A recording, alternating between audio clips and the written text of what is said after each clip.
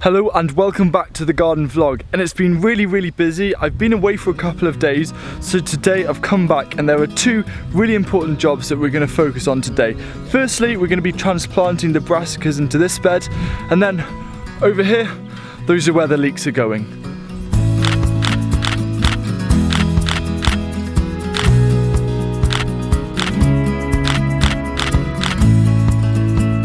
This here is our brassica seed bed.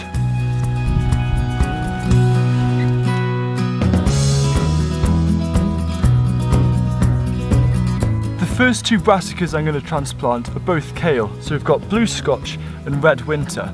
But before we lift these out of this seed bed, I've got to get the bed ready for them to go in.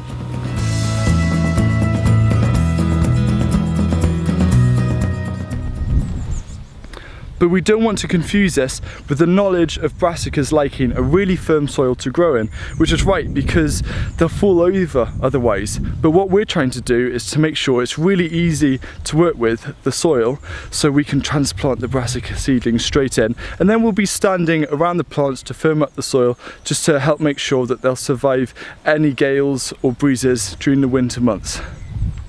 About 5 to 10 minutes before lifting the brassicas, it's a really good idea to give them a really good soaking because this will just help separate the roots better. I recently lifted the covering of this raised bed, so there were barely any weeds, but any ones that are here, I'm just going to pull out with my hand. By the way, I want to share with you something really exciting, which is easily a top 3 highlight of the vegetable gardening year, and that's the fact that we've got peas, and I'm so happy about that. They have no comparison to the peas that you get in the shop, absolutely none at all. I've planted 5 rows of blue Scotch kale, and you can see that they're beginning to wilt, and this is completely natural when you're transplanting brassicas, especially if you're using it that method where they're not in individual pots and you have to dig them out of the ground. They will start wilting, but as long as you give them enough water at the start, they'll start poking back up. So what I'm going to do now is, before they wilt any further, is to go around with my feet and firm down the ground. This bed here was where we had our kale and our purple sprouting broccoli over winter, and then in late spring and early summer we had some amazing harvests from them. And what was really nice was to have kale flower heads. Those were really tasty. So those have gone out. I pulled those out last week, and now what I need to do is get this ready for the leeks. And because the soil is very firm and compacted, I'm going to have to dig this over, and I try and avoid digging when possible, but I feel that if it means that we'll get a better quantity of veg, because at the moment if you're planting into something as solid as this ground, especially leeks, they're not gonna swell as effectively. And even though I am striving for no dig, I don't have the huge volumes of compost needed for this at the moment. So I'm just gonna dig this over, give it a rake. I might mulch it with something though, and then we can get started with transplanting the leeks.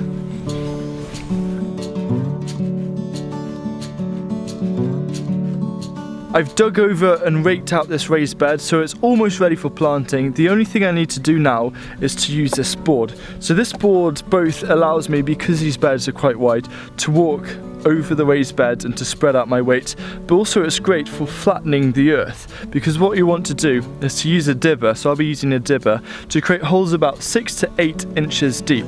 And what this means is that when you put your plant in, after I've been separating them in the bucket of water, you put in the seedling, the leek seedling, and then when you give it a water afterwards, after you've transplanted them, the water will take the soil down into the hole and into the roots. And what this means is that the roots won't dry out. You give it a really good watering, but also the hole is still there, which means that when they grow, there's a nice space for them to swell nicely, and then hopefully by late autumn through to winter, all the way to early spring, we'll be able to come out here and harvest our very own leeks. Because we've hardly had any rainfall for the past few weeks, the ground is extremely dry, and I'm not used to this, in all honesty. I was using the dibber, which when I found that when I was pushing it down into the ground, the soil just kept on filling back in to the hole, so I couldn't get the depth that I wanted to put the leek seedling into. So I've got something a bit more heavy duty to help me with this. and somehow, no idea why, it seems to be working a bit better. It's not perfect by all means, but it's about thinking about making things more efficient and effective. This is great when the soil has a bit more moisture, which bonds the soil particles together. However, the weight and sheer power behind this seems to be better at making a hole in dry conditions. I'm going to leave the leeks for now because it's getting on in the day and I've got to edit this video to come out tomorrow, so I'm not going to have much time. I'm going to leave the leeks for now because it's getting on. It's just coming up to 7:45 in the evening. But what I really want to share with you is what's currently going on with the Ruth Stout adaptation hay mulch bed. Don't know, if you can think of a concise way to say it, just let me know, that would be great. But yeah, there were some interesting things growing on. That was so easy, earthing up the potato plants. It barely took 5 minutes, and that's including getting the hay bale from down below at the small holding. And I just want to show you whilst we're here a couple of things. The first thing is how easy it is to weed. And in all honesty, I've done absolutely no work since I've planted these potatoes, and I'm allowing myself half an hour every week to work on this. And to be honest, I've probably stacked up hours where I haven't been able to do anything because I haven't needed to. But now there's a lot to do, so I'm going to show you how I'm going to weed this really easily. Two very simple methods. The first method is either using your hand to simply pull up any kind of shoots or weeds or anything you don't want to grow. And the second method is just to use more hay and mulch and smother over the weeds. And all that took well under 5 minutes, so I've got 20 minutes now to bring some plants out to transplant into the Ruth Stout method, because I'm going to be trialling some tomatoes and squash. I've just put the squash into their rough placings, and I'm not worrying too much about exactly how far or near they are to each other, because when we planted some squash at my school vegetable garden, we planted them pretty close together, and they still seem to do great. So hopefully this will cause an abundance. And any trailing ones, I'm going to experiment with moving them up onto and growing them up onto the bank behind. So I'm just going to try and use my hands, and if needed I will give them a bit of a water afterwards, but that's the only watering that I'm going to give them. So time to get them planted.